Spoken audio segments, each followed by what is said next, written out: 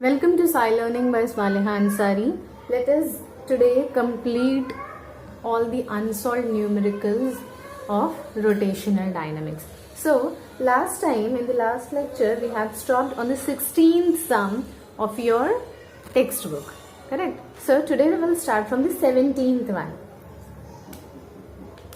So, the question is a pendulum consisting of a massless string of length 20 centimeter and a tiny bob of mass 100 gram is set up as a conical pendulum. Its bob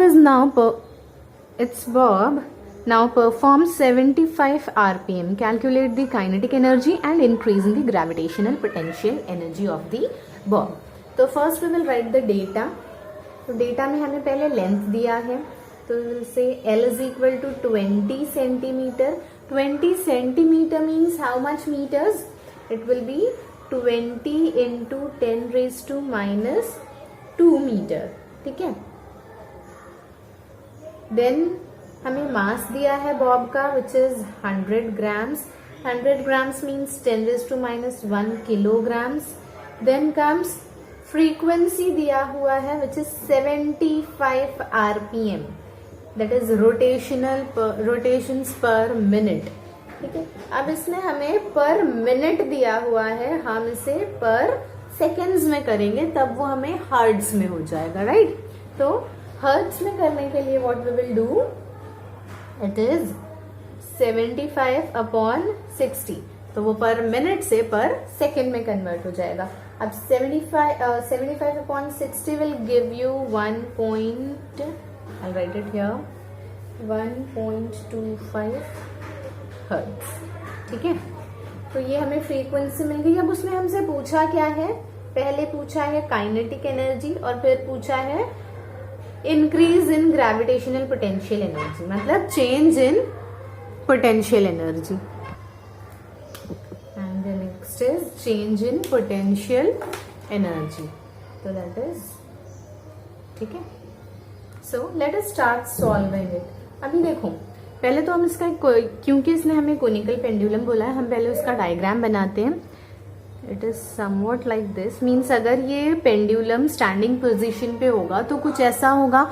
अगर हम इसे circular motion में घुमाते हैं, मतलब अगर हम इसको कोनिकल पेंडुलम जैसा घुमाते हैं तो ये कुछ इस तरीके से यहाँ जाके सर्कल ट्रेस करेगा, राइट? ऐसा. So this will be the radius, correct? ये हमारा एंगल थीटा हो जाएगा. अब हमें ऑलरेडी पता है कि लेंथ जो है वो कितनी है, 20 सेंटीमीटर्स. अब हमें पता क्या करना है? काइनेटिक एनर्जी पता करना है. काइनेटिक एनर्जी पता करना है तो काइनेटिक एनर्जी का formula is half mv², right? लेकिन already we know v² for conical pendulum is rg tan theta. तो ये क्या हो जाएगा? Half m rg tan theta, correct? अब हम इसे इधर ही पे रोकते हैं. हम आते हैं फ्रीक्वेंसी पे. कोनिकल पेंडुलम की फ्रीक्वेंसी क्या कहती है? That is 1/2π root of g upon l cos theta. आपको अगर याद होगा तो डेरिवेशंस में हमने किया था time period of conical pendulum is equal to 2π root of l cos theta upon g. क्योंकि frequency is reciprocal of time period, therefore we came to the formula 1/2π root of g upon l cos theta. ठीक है. Let us substitute the values. Okay, not now. First we will square this frequency. अगर हम frequency का square निकालेंगे तो क्या होगा? 1/4π² g upon l cos theta. मतलब ये जो रूट है वो हट जाएगी, राइट? सो अब देखो, हमें ऑलरेडी क्वेश्चन में दिया है कि π² को हमें क्या यूज करना है? 10. तो ये 10 हो जाएगा. और हम g भी नॉर्मली 10 ही लेते हैं. 9.8 है, हम उसे राउंड अप करके 10 लेते हैं, राइट? तो ये क्या हो जाएगा? 1/4 into 10 is into 10 upon L cos theta. तो अब ये 10 और ये 10 कैंसिल हो गया, क्या बचा 1/4 इंटू 1/L cos थीटा। अगर L cos थीटा यहां चला जाता है तो क्या हो जाएगा, मीन्स L cos थीटा की value will be 1/4 f square. हमें f ऑलरेडी पता है 1.25, तो f स्क्वायर करेंगे तो क्या हो जाएगा, इट विल बी 1/4 इंटू 1.25 का square. After solving this, you will get the answer as 0.16. Means L cos theta की value will be 0.16. So L cos theta की value हमें 0.16 मिल गई। हम इसे ध्यान में रखेंगे क्योंकि ये हमें आगे भी काम आएगी, ठीक है। So अगर L cos theta 0.16 है तो cos theta कितना हो जाएगा, it will be 0.16 upon L। अब L क्या था, इट वॉज 20 इंटू 10⁻², जिसको हम कह सकते हैं कि 0.2 है, right. 20 into 10⁻² is nothing but 0.2। तो ये आंसर क्या आएगा आपका 0.8। सो cos थीटा की वैल्यू आपको मिल गई 0.8। Now moving further, I will rub this section. अभी देखिए cos थीटा हमें 0.8 मिला। अगर मैं ट्रायंगल बनाती हूं, ठीक है, अगर ये थीटा है तो cos थीटा क्या होगा, ये cos थीटा 0.8 है, मतलब 0.8 अपॉन 1 है। अब cos थीटा का रेशियो क्या होता है, एडजेसेंट अपॉन ऑपोजिट, मतलब ये 0.8 हो गया और ये 1 हो गया, सॉरी ये 1 हो गया, राइट। तो अगर हम पाइथागोरस थ्योरम अप्लाई करते हैं तो हमें ये वाला साइड भी मिल जाएगा और उसकी वैल्यू आएगी कुछ 0.6, फाइन। अब हमें ये पता चल गया कि अगर ये 0.8 है, ये 1 है, तो ये 0.6 होना चाहिए, फाइन। इस तरीके से हम साइन थीटा पता कर सकते हैं कि साइन थीटा क्या होगा। अभी ये ट्रायंगल देखो, ये वाला, यहाँ पर आपको ये जो ट्रायंगल बन रहा है, this is theta, this is l and this is r. तो इस ट्रायंगल में अगर हम इसको थीटा कंसिडर कर रहे हैं तो साइन थीटा क्या हो जाएगा, sine theta will be opposite upon hypotenuse, that is r upon l, therefore r will become l sin theta। and हमें ये पता है कि sin theta क्या होगा, sin theta will be opposite upon hypotenuse, that is 0.6 upon 1, which is 0.6, correct। तो हम ये वैल्यू को हम आगे यूज करेंगे, फाइन। सो हमारी काइनेटिक एनर्जी क्या थी, काइनेटिक एनर्जी को हमने कहाँ पे छोड़ा था, हाफ mrg tan थीटा पर। अब r की जगह we will put l sin theta, तो it will become half m l sin theta g tan theta, fine. अब यहां देखो, हाफ m क्या था, इट वॉज 10⁻⁻1, तो ये हो जाएगा 10⁻⁻1। l क्या था, 2 इंटू 10⁻⁻1 लिख सकते हैं, राइट, क्योंकि वो 20 सेंटीमीटर था, तो 2 इंटू 10⁻⁻1। फिर साइन थीटा, साइन थीटा की वैल्यू क्या है 0.6, जो हमने यहाँ पे ऑलरेडी निकाल के रखी है।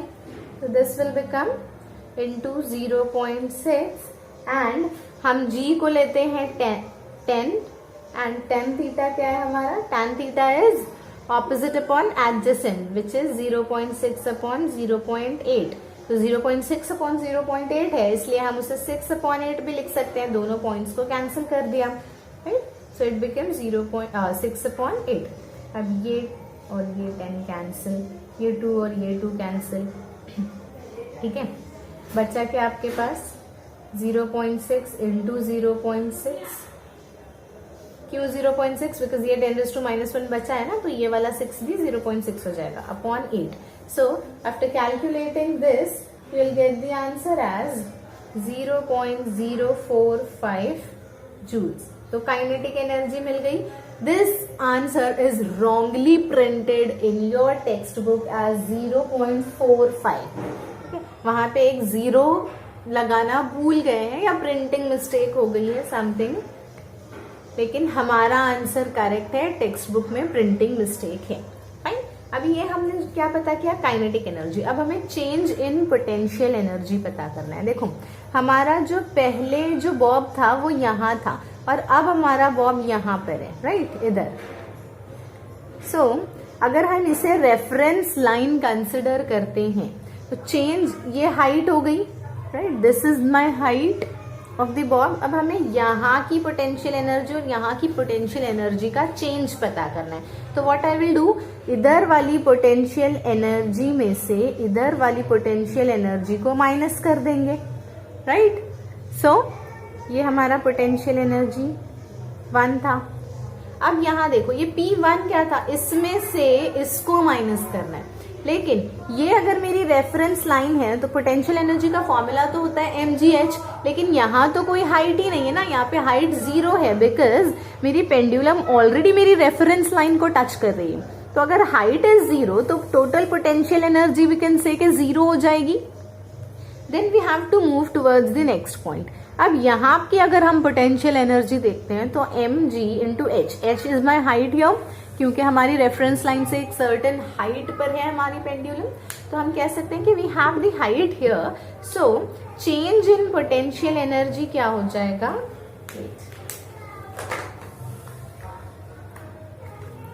Change in potential energy will B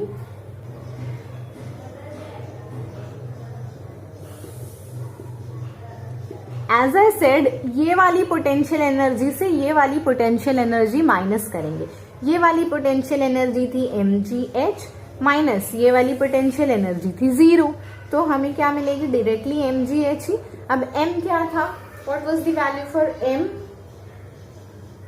अब ये देखो अगर मैं इसको नाम देती हूँ तो ये हमारा O है, इस पॉइंट को हम C ले लेते हैं, ये पॉइंट को हम A कंसिडर कर लेते हैं, इस पॉइंट को हम B कंसिडर कर लेते हैं। मतलब ये जो हो जाएगा, ये पूरी जो OC जो लेंथ थी, ठीक है, वो क्या हो जाएगी,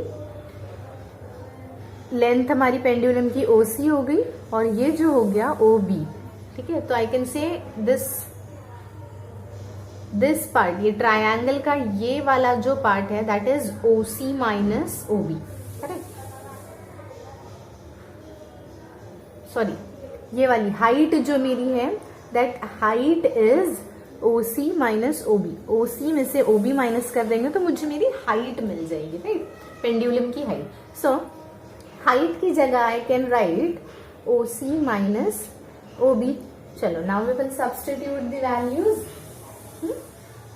mg, अब OC क्या था, L था, OB क्या था, it was L cos theta. देखो कैसे L cos थीटा, अगर मैं ये ट्रायंगल में cos थीटा लगाऊं तो cos थीटा कॉम्पोनेंट इधर पे क्या हो जाएगा, it will B adjacent upon, it is OB upon hypotenuse, correct. तो ये यहां चला जाएगा, तो L cos थीटा क्या हो गया, OB मीन्स यहाँ पे मैं OB की जगह OC की जगह पूरा L लिख सकती हूँ और OB की जगह पे L cos थीटा लिख सकते हैं, राइट।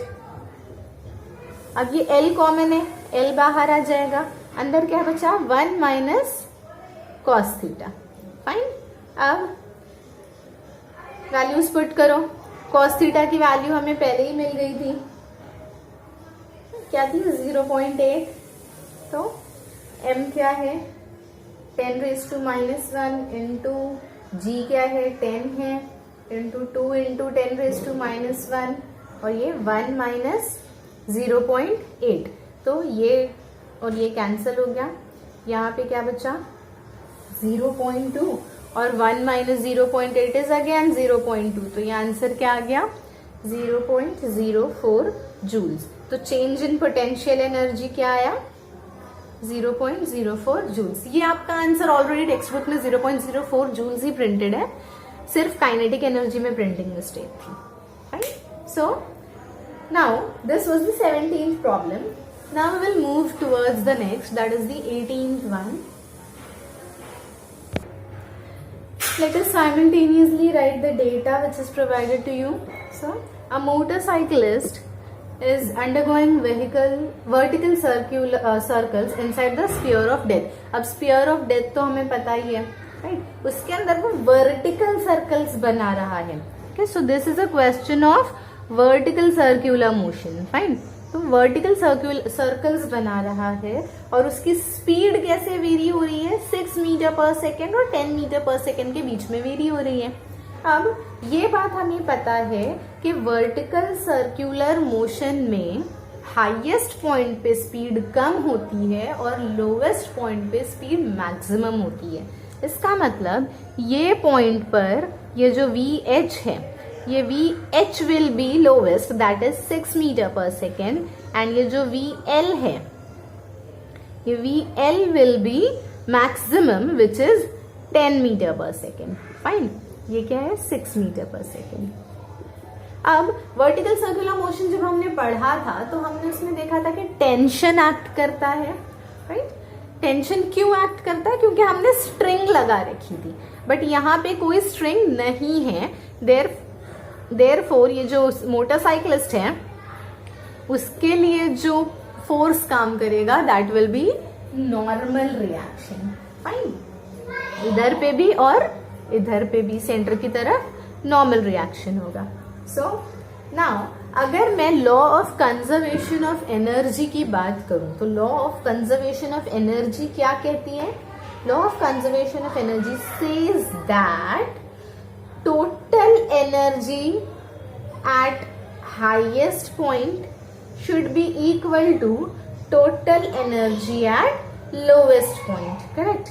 तो total energy at lowest point. हमें पता क्या करना है? पहला तो सर्कल का डायमीटर पता करना है और दोनों वैल्यूज की मिनिमम स्पीड में, दोनों हाईएस्ट और लोएस्ट पॉइंट की मिनिमम स्पीड पता करनी है कि हाईएस्ट पे मिनिमम स्पीड क्या हो सकती है और लोवेस्ट पॉइंट पे मिनिमम स्पीड क्या हो सकती है. तो हम पहले डायमीटर की तरफ बढ़ते हैं. अब टोटल एनर्जी का क्या मतलब होगा? Kinetic energy at H plus potential energy at H will be equal to kinetic energy at lowest point plus potential energy at lowest point. Fine. अब इस केस में काइनेटिक एनर्जी यहाँ पे क्या होगी? Half mVH square plus potential energy highest point पे क्या होगी? देखो पोटेंशियल एनर्जी जो है हाईएस्ट पॉइंट पे, क्योंकि पोटेंशियल एनर्जी का फॉर्मूला होता है mgh और यहाँ की जो हाइट है दैट हाइट इज डायमीटर. तो मैं लिख सकती हूँ it is mg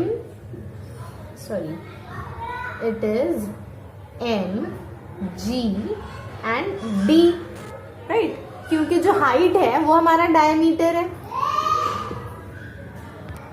is equal to lowest point पे देखते हैं, ये हो जाएगा half mVL square plus lowest point पे, ये हमारा रेफरेंस लाइन है ना, तो यहाँ पे तो हाइट है ही नहीं, तो पोटेंशियल एनर्जी 0 हो जाएगी. सो अगर ये 0 हो गई तो हम इसे नहीं भी लिखेंगे तो चलेगा. यहाँ से m कॉमन आ जाएगा और ये m और ये m कैंसिल हो जाएगा. मीन्स हमारे पास बचा क्या? Half VH square plus GD is equal to half VL square. अगर मैं थ्रू आउट मल्टीप्लाई कर दूं 2 से तो what I will get? It will be VH square plus 2GD is equal to VL square. अब हमें ऑलरेडी उसने values दिया हुआ है कि VH जो है वो 6 है और VL जो है वो 10 है. तो यहाँ क्या होगा? 10 स्क्वायर प्लस 2GD. अब GD में भी ये G इज 10 क्योंकि हम उसे 10 लेते हैं, तो directly we will substitute the value. VL was 6, तो 6 का स्क्वायर, तो here we comes with the answer that is 100 plus 20D is equal to 36. तो 20D will be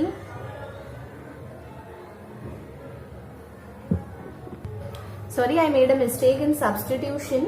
VH हमारा 6 था ना, तो ये 6 स्क्वायर और ये हो जाएगा 10 स्क्वायर. तो ये यहाँ पे आई विल गेट 36 एंड यहाँ पे आई विल गेट 100. फाइन. तो 20D क्या होगा? It will B 100 minus 36 which is 64. तो 20d is 64, तो डायमीटर क्या हो जाएगा, it will B 64/20. So this will be 10 and 3 to 32, so d will be 3.2. So diameter क्या हो गया सर्कल का, 3.2 मीटर्स. डायमीटर मिल गया हमें. अब हमें क्या पता करना है, मिनिमम स्पीड्स पता करना है टॉप पोजीशन पे और बॉटम पोजीशन पे. तो कैसे पता करेंगे, पहले हम देखते हैं eight top position. Top position पे क्या होगा, दैट इज हाईएस्ट पॉइंट पे क्या होगा. हाईएस्ट पॉइंट पे हमें ऑलरेडी पता है, हमने वर्टिकल सर्कुलर मोशन में पढ़ा है, minimum speed at highest point is √gr, right. तो VH हाईएस्ट पॉइंट की मिनिमम स्पीड क्या होनी चाहिए, √rg. फाइन. तो let us substitute in it. r क्या है, देखो अगर डायमीटर 3.2 मीटर है तो रेडियस क्या हो जाएगा, 3.2 का आधा, तो which comes to be 1.6 metres, right. So 1.6 into 10 ये हो गया तुम्हारा √16 विच बिकम्स 4. तो हाईएस्ट पॉइंट पे minimum velocity will be 4 metre per second. अब उसी तरीके से लोवेस्ट पॉइंट पे पता करेंगे. सो एट बॉटम पोजीशन या लोवेस्ट पॉइंट, जो भी लिखना है आप लिख सकते हो. तो at bottom position, bottom position पे क्या हो जाएगा, बॉटम पोजीशन पे हमें पता है कि जो नीचे वाली पोजीशन होती है उसके लिए मिनिमम वेलोसिटी होती है √5rg. तो ये हो जाएगा आपका 5 into 1.6 into 10 which is √80, and √80 means 4√5 meter per second. So here is your answer.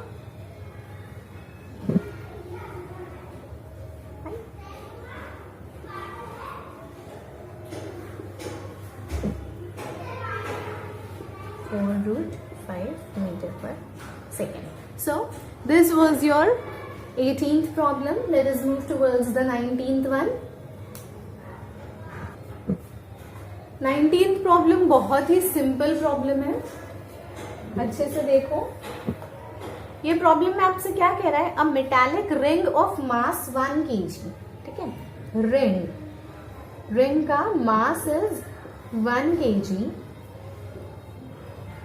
Has a moment of inertia of, यानी मोमेंट ऑफ इनर्शिया क्या है रिंग का, 1 kg metre square when rotating about one of its diameter. देखो one of its diameter means ये अगर आपकी ring है, ठीक है, if this is your ring, तो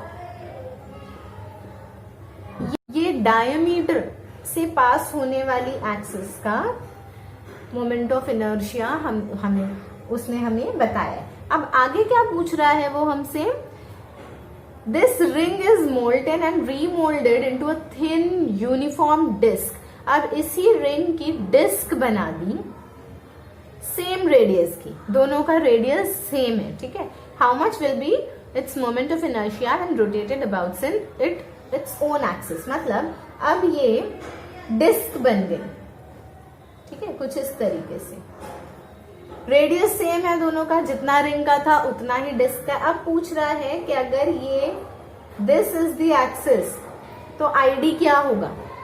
फाइन, क्योंकि सेम रिंग को मोल्ड करके मोल्डन स्टेट में लाके रीमोल्ड करके डिस्क बनाया गया है, इसलिए डिस्क का मास भी सेम होगा. Mass will be 1 kg. अब यहां वो कह रहा है कि रेडियस भी सेम है, that is R of ring is equal to R of disc. Correct? What you have to find is I of D. अब एक चीज याद रखना,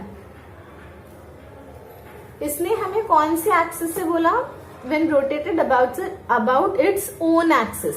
About its own axis का मतलब होता है an axis which is passing through the center of that disc and perpendicular to the plane of the disc. मतलब इस तरीके से जो डिस्क के बीच में से, सेंटर में से पास हो रही है और डिस्क को परपेंडिकुलर हो, उसे कहते हैं इट्स ओन एक्सिस। फाइन। तो अगर मैं रिंग की बात करूं तो रिंग, अगर हम ये देखें कि रिंग का मोमेंट ऑफ इनर्शिया जो डायमीटर से पास होती है, उस एक्सिस के मोमेंट ऑफ इनर्शिया का फॉर्मूला है mr²/2। फाइन। और अगर मैं डिस्क की बात करूं तो डिस्क का फॉर्मूला जो इस एक्सिस से पास होता है, means with the moment of inertia about that axis which passes through the center of the disk and which is perpendicular to the plane of that disk, उसका फॉर्मूला भी है mr²/2। Fine. अब मास तो दोनों का सेम है, since we can say mass of ring is equal to mass of disc, ये भी हमें पता है, और R of ring is equal to R of disc, ये भी पता है। तो ऐसे केस में, इस केस में क्या हो जाएगा, क्योंकि दोनों का फॉर्मूला सेम है, देयरफॉर हम कह सकते हैं फ्रॉम, ये 1 है एंड दिस इज 2, तो from 1 and 2 I R will be equal to I D. Right. बहुत सिंपल था और हमें आई आर तो ऑलरेडी दिया हुआ है, देयरफॉर आई कैन से के I D will be also equal to 1 kg/m²। मिल गया मुझे मेरा answer. Fine. So this was the 19th problem. Let us move towards 20th one. A big dumbbell is prepared by using a uniform rod of mass 60 grams and length 20 centimeters। ठीक है, तो mass of rod क्या है 60 grams और length of rod क्या है 20 centimetre. Two identical solid spheres of mass 50 grams and radius 10 centimeter are at the two ends of the rod. Calculate the moment of inertia of the dumbbell when rotated about an axis passing through its center and perpendicular to the length। मतलब ये देखो, हमें I पता करना है। इस तरीके का एक डम्बल है, मेरे स्फीयर्स आइडेंटिकल नहीं बने हैं, लेकिन कंसिडर कि ये आइडेंटिकल है। तो ये क्या कह रहा है, इसके सेंटर से, यहां से इस तरीके से पास होने वाली एक्सिस के अराउंड आपको मोमेंट ऑफ इनर्शिया पता करना है। ठीक है। अब टोटल लेंथ 20 सेंटीमीटर थी, करेक्ट। ये टोटल लेंथ 20 सेंटीमीटर थी, मतलब ये हाफ हो गई, तो ये हाफ कितनी है 10 सेंटीमीटर। मैं इसको कंसिडर कर लेती हूँ x। अगर मैंने इसे x ले लिया तो ये x क्या हो गया 10 सेंटीमीटर, और उसने कहा कि रेडियस भी कितना है 10 सेंटीमीटर, ये भी 10 है। राइट। तो ये पॉइंट से लेके ये पॉइंट तक ये पूरा कितना हो जाएगा 20 सेंटीमीटर। फाइन। तो ये आपको इतना समझ में आ गया कि ये 20 सेंटीमीटर हो गया। ओके। सो अगर मैं रेडियस का, इसका मोमेंट ऑफ इनर्शिया देखती फर्स्ट स्फीयर का, तो ये मुझे IS मिलता यहाँ पे, और ये सेकेंड स्फीयर का ये IS मिलता, करेक्ट। लेकिन हमें पता कहाँ से करना है, हमें ये पूरे डंबल की बीच में से पता करना है। तो क्या हो जाएगा, कैसे निकालेंगे, that total I will be equal to इस रॉड का moment of inertia plus first sphere का मोमेंट ऑफ इनर्शिया S1 लिखते हैं, और सेकेंड स्फीयर का moment of inertia that is S2। ठीक है। अब अगर हम रॉड की बात करें, फॉर योर रॉड, देखिए थोड़ा सा ट्रिकी है, ध्यान दो, अच्छे से समझेगा। अगर हम रॉड की बात करें तो ये वाली जो लाइन है, करेक्ट, दिस, अगर मैं इसको चलो नाम दे देती हूँ, हमने x यहाँ ले लिया तो इसको हम देते हैं AB। अगर मैं ये ए बी देखूं तो ये जो लाइन है ये रॉड के सेंटर से पास हो रही है, करेक्ट। अगर ये सेंटर से पास हो रही है, that is the centre of mass of that rod, तो आई रॉड डायरेक्टली हमें मिल जाएगा mr lr स्क्वायर अपॉन 12, हमारे पास डायरेक्टली इसका फॉर्मूला है टेक्स्ट बुक में, करेक्ट। लेकिन अगर हम स्फीयर की बात करें तो ये जो एक्सिस है ये स्फीयर के बाहर से पास हो रही है, ये स्फीयर के अंदर से नहीं पास हो रहा है, राइट। तो ऐसे केस में हमें कुछ ऐड करना होता है, मतलब स्फीयर के लिए क्या हो जाएगा, आई फॉर स्फीयर। अब ये उसकी एक्सिस थी ना जो यहां से पास हो रही थी, तो ये क्या हो जाएगा, आई एस प्लस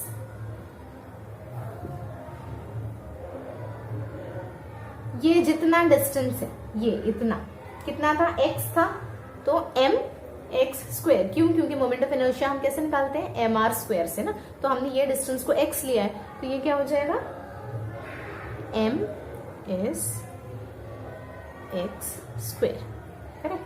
तो ये दोनों स्फीयर के लिए होगा, मतलब स्फीयर 1 के लिए अगर हम लिखेंगे तो ये S1 हो जाएगा और स्फीयर 2 के लिए ये S2 हो जाएगा, okay.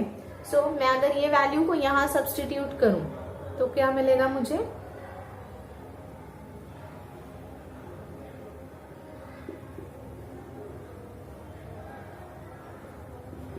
I is equal to, I rod था तो आई रॉड का फॉर्मूला मुझे पता है, mr lr square upon 12 plus I of sphere 1, ये वाला। तो चलो मैं इसको आई एस लिखने से बेहतर है मैं अगर इसको आई सी लिख दूं, चलेगा, चलो आई एस सी लिखते हैं। एक्चुअली मैंने आई एस वहां लिया था इसलिए हम आई सी लिखते हैं, that is passing through the centre of that sphere, तो ये आई सी 1 ले लेंगे और आई सी 2 ले लेंगे, फाइन। यहाँ पे हम आई एस की जगह इसे आई सी ले लेते हैं, ओके। मैंने जस्ट नोटेशंस चेंज कर दी, तो ये क्या हो जाएगा, I C for sphere 1 plus M S X square plus I C, क्योंकि अब हम स्फीयर 2 की बात कर रहे हैं, तो I C for sphere 2 plus M S X 2। यहाँ पे हमने 1 2 इसलिए नहीं लिखा क्योंकि दोनों स्फीयर आइडेंटिकल हैं, दोनों के मास भी इक्वल है। तो अब यहां से ये दोनों को हम बाहर ले लेंगे तो अंदर क्या बचेगा, IC1 प्लस IC2,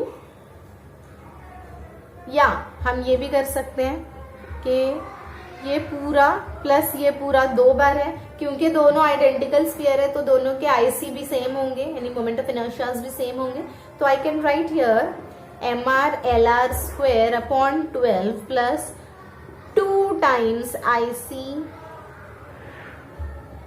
अब ये 1 और 2 लिखने की जरूरत नहीं क्योंकि दोनों सेम है, प्लस msx स्क्वायर, फाइन। चलो now we will substitute the values. अब IC की वैल्यू क्या हो जाएगी, ये हमें दिया हुआ है, अगर स्फीयर के सेंटर ऑफ मास से पास होता है तो हमारे पास उसका फॉर्मूला है, and that formula is, formulas बेटा अच्छे से याद करो, आप लोगों को मैंने पहले भी कहा था कि फॉर्मूलाज पढ़ेंगे तो आप लोग प्रॉब्लम्स अच्छे से सॉल्व कर सकते हैं।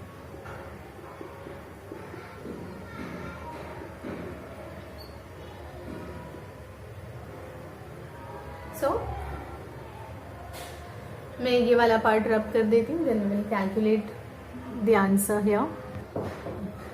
ये क्या हो जाएगा, 60 इंटू 400 स्क्वायर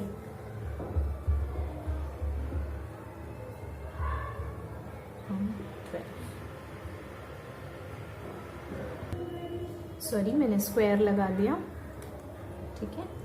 इट इज, मैंने डायरेक्टली लिख दिया, लेंथ का square is 400 plus 2/5।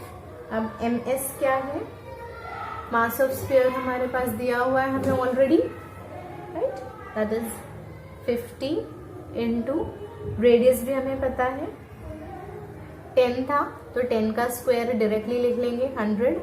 Mass of sphere again हमें पता है 50 इंटू क्या था वो, x क्या था,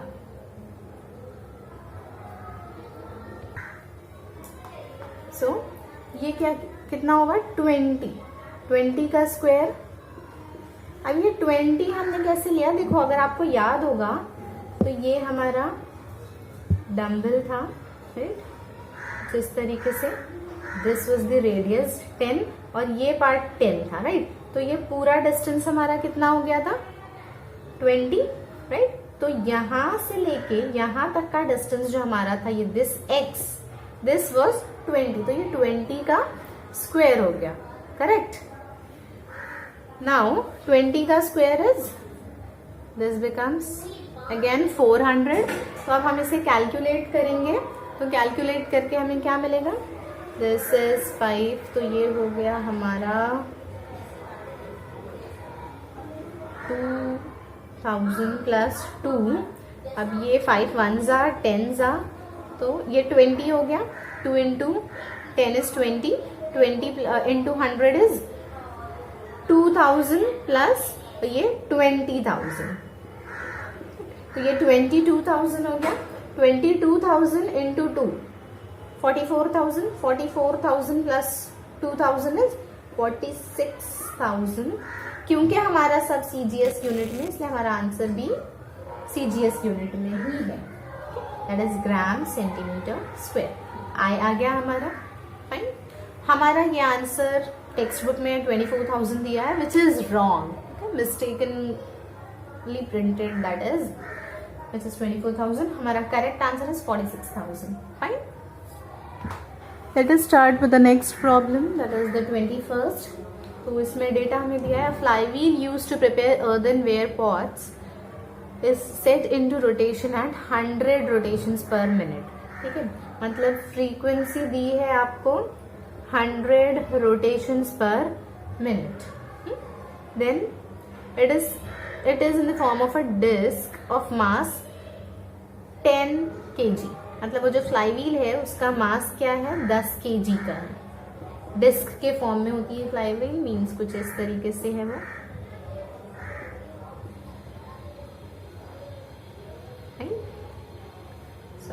इसका मास आपको दिया गया है 10 kg एंड रेडियस दिया है 0.4 metre. A lump of clay, देखो फर्स्ट केस क्या है आपका, ये इस तरीके से घूम रही है।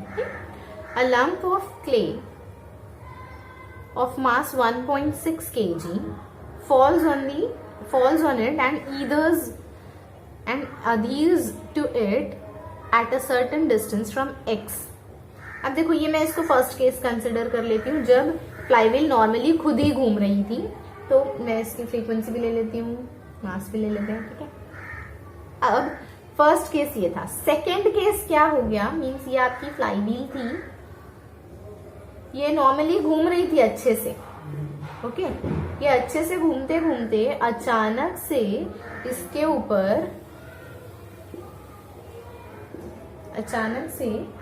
इसके ऊपर एक क्ले का लंप आके गिर गया, ठीक है। अब क्ले लंप अगर इसके ऊपर गिर गया तो मैं यहाँ पे आई कैन से कि समझो कुछ इस तरीके से इधर पे कहीं पे एक मास, स्मॉल मास, इसलिए हमने यहाँ पे कैपिटल मास लिया है, इसे हम स्मॉल लेते हैं, ठीक है, जिसका मास है 1.6 kg। ये आकर इसके ऊपर गिर के चिटक गया और इसका यहाँ से डिस्टेंस कितना है x, ओके। और जैसे ये गिर के इसके ऊपर चिटक गया तो इसकी फ्रीक्वेंसी चेंज हो गई, और जो न्यू फ्रीक्वेंसी है वो क्या है 80 रोटेशंस पर मिनट। तो अब हमें पता क्या करना है, calculate x if the wheel rotates now at 80। तो हमें x, ये जो डिस्टेंस है कि कितनी डिस्टेंस पे ये आके गिरा, हमें वो पता करना है, ठीक है। तो अब देखो ऑब्वियसली मास चेंज हो गया तो मोमेंट ऑफ इनर्शिया भी चेंज हो जाएगा, मीन्स जो दूसरा ये वाला जो मोमेंट ऑफ इनर्शिया है, अब ये क्या हो जाएगा, पहले जितना था डिस्क का खुद का, उसमें ये वाला, ये जो क्ले का लंप जो गिर गया वो भी ऐड हो जाएगा। तो ये क्ले लंप का क्या कितना हो जाएगा mx स्क्वायर, राइट। क्यों, क्योंकि ये डिस्टेंस x है और इसका मास m है, राइट। तो मोमेंट ऑफ इनर्शिया हम mr स्क्वायर से ऐड करते हैं, तो ये यहाँ पे क्योंकि डिस्टेंस x है we will write it as mx square. अब कोई एक्सटर्नल टॉर्क पूरे सिस्टम पे काम नहीं कर रहा है, fine, because it is a fly wheel. तो अब हम law of conservation of angular momentum अगर देखें तो by law of conservation of angular momentum L1 will be equal to L2। तो क्या फॉर्मूला है, I1 omega 1 I2 omega 2, correct. So I1 2 pi F1 omega का फॉर्मूला डालेंगे यहाँ पे। I2 क्या है, I1 plus mx square. Omega 2 क्या है, 2 पाई F2, 2 पाई दोनों तरफ है, कैंसिल कर दो, क्या बचा, I1 F1 is equal to I1 plus mx square F2। Okay, अब क्योंकि वो सेंटर ऑफ मास से पास हो रहा था, डिस्क की ओन एक्सिस से पास हो रहा था, इसलिए फॉर्मूला क्या हो जाएगा, mr स्क्वेयर अपॉन 2। तो mr square upon 2 F1 is equal to mr square upon 2 plus mx square F2, fine. तो let us substitute all the values. mr square upon 2 into f क्या था, दैट इज F1 क्या था, 100, mr square upon 2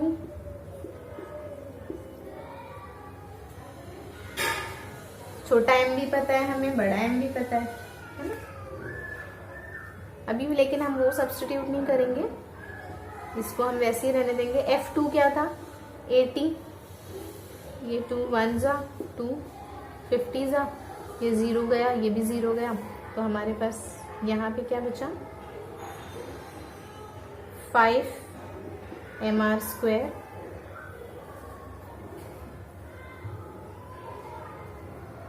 इधर हम इसे ज़्यादा better ये होगा कि हम इसे ऐसे कैंसिल करें, ये 2 रहने देते हैं। ये देखो यहाँ पे 100 था, ये 0 और ये 0 कैंसिल, ये 2 5 जा 10, 2 4 जा 8। मैं इसको यहाँ लाकर कट करती, उससे बेटर मैंने उसे वहीं पे रख के कट कर दिया। अब ये क्या हो गया, 5/2 mr square is equal to, ये हो गया 4/2 mr square plus 4 mx square, ये 4 दोनों की तरफ मल्टीप्लाई हो गया। अब ये यहाँ पे आएगा तो क्या हो जाएगा, 5/2 mr square minus 4/2 mr square, मतलब सिर्फ mr स्क्वेयर बचा, correct, that is 1/2 mr square बचेगा। तो ये हो गया mr square upon 2 is equal to 4 mx square. अब इट इज मोर इजी, मुझे x ही पता करना है ना, तो x स्क्वेयर को इधर रखो, इसको यहाँ लेके आओ, क्या होगा, mr square upon 2 into 4m, m भी पता है, r भी पता है, छोटा m भी पता है, वैल्यू सब्स्टिट्यूट करते हैं। तो m कितना था, 10 kg इंटू r क्या था, 0.4 का स्क्वायर मतलब 0.16, ये हो गया 8 इंटू 1.6। अब 10 इंटू 0.16 अगेन 1.6 हो जाएगा, 8 इंटू 1.6 1.6 कैंसिल हो गया, बचा क्या, 1/8 x स्क्वायर है, तो x क्या होगा, 1/2√2। आप आंसर यहाँ भी छोड़ सकते हो, आपको इसको सॉल्व करना है तो लॉगरिथमिकली इसको सॉल्व भी कर सकते हो। मैं इसका आंसर यहाँ इधर लिख देती हूँ, ओके, हमारी क्वेश्चन पेपर स्लिप हटाकर। तो क्या हो जाएगा, ये x इज इक्वल टू 1/2√2, मतलब 1/2 इंटू 1.414, मल्टीप्लाई कर दो दोनों को, मीन्स 1/2.828। अब रेसिप्रोकल टेबल अगर आप देखोगे लॉग टेबल का तो आपको डायरेक्टली आंसर मिल जाएगा 0.3536 metre. So here is the value of x. So let us move towards the last question of this chapter, and with which we will going to stop the lecture. So last question है, solve कर लेते हैं. Starting from rest, an object rolls down along an incline that rise by 3 in every 5 along it. अब ये rise in 3 in every 5 का मतलब क्या है कि अगर आप 5 ऊपर यानी 5 चलोगे तो जमीन से 3 ऊपर उठोगे। मीन्स अगर मैं समझो यहाँ से 5 मीटर चलती हूँ, ठीक है, इंक्लाइंड प्लेन है, अगर मैंने यहाँ से 5 मीटर ऊपर की तरफ चली तो जमीन से 3 मीटर का राइज हो जाएगा। ओके, आया समझ में? इधर से 5 मीटर चलने पे जमीन से 3 मीटर उठ जाएंगे। लेकिन वो ये नहीं कह रहा है कि जो लेंथ है इंक्लाइन प्लेन की वो 5 मीटर है, उसने ऐसा बिल्कुल नहीं कहा है। वो 10 भी हो सकती है, 15 भी हो सकती है, राइट? मतलब अगर ये 10 मीटर होता तो ये हम 9 मीटर ऊपर हो जाते।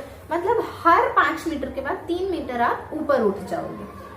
इसका क्या मतलब है? इनडायरेक्टली उसने तुम्हें थीटा दिया है, करेक्ट, कि इंक्लाइन प्लेन कैसा है उसने वो बताया है। फाइन। सो अगर मैं इसके ऊपर पाइथागोरस थ्योरम अप्लाई करती हूँ तो अगर ये 5 है, ये 3 है, तो ये डिस्टेंस 4 होना चाहिए by Pythagoras theorem, correct? Fine. अब आगे देखो, the object gains a speed of 10 metre per second as it travels a distance of 5/3 metre. मतलब अब उसने आपको बोला है कि ये जो प्लेन आपका है वो प्लेन की एक्चुअल लेंथ 5/3 मीटर्स है। फाइन। ये आपका थीटा था, ये हाइट है, सर्टेन हाइट, क्योंकि हर 5 के बाद में 3 बढ़ जाता है, तो ये आपकी हाइट है। अभी आपको जो नहीं पता है हम वो बाद में निकाल लेंगे। फाइन। देखते हैं हमें पता क्या करना है। What can be the possible shape of the object. ये जो ऑब्जेक्ट है उसका एक्चुअल शेप क्या हो सकता है वो आपको बताना है, ठीक है? अब इंक्लाइन प्लेन में हमने ऑलरेडी वेलोसिटी देखी है क्या होती है, करेक्ट? जब हम रोलिंग मोशन देख रहे थे तो v will be equal to √2gh upon 1 plus k square upon r square, right? 1 plus k square upon r square। तो अब ये हमारे पास है, अगर मैं इसको स्क्वायर कर दूं तो मुझे क्या मिलेगा? v square is equal to 2gh upon 1 plus k square upon r square। अब मुझे ये h चाहिए, हाइट। साइन थीटा अगर लूं मैं तो ऑपोजिट अपॉन हाइपोटेन्यूज होता है, ओके? तो ये मेरी लेंथ है ना, तो मैं इसको लेंथ ही ले लूंगी। तो क्या हो जाएगा यहाँ पे देखो, साइन थीटा क्या होगा? ये मेरा लेंथ है l, तो sine theta will be h upon l। h क्या हो जाएगा? l sine theta. तो h की जगह l साइन थीटा लिख सकते हैं। बट इस डायग्राम से देख के बताओ साइन थीटा क्या है?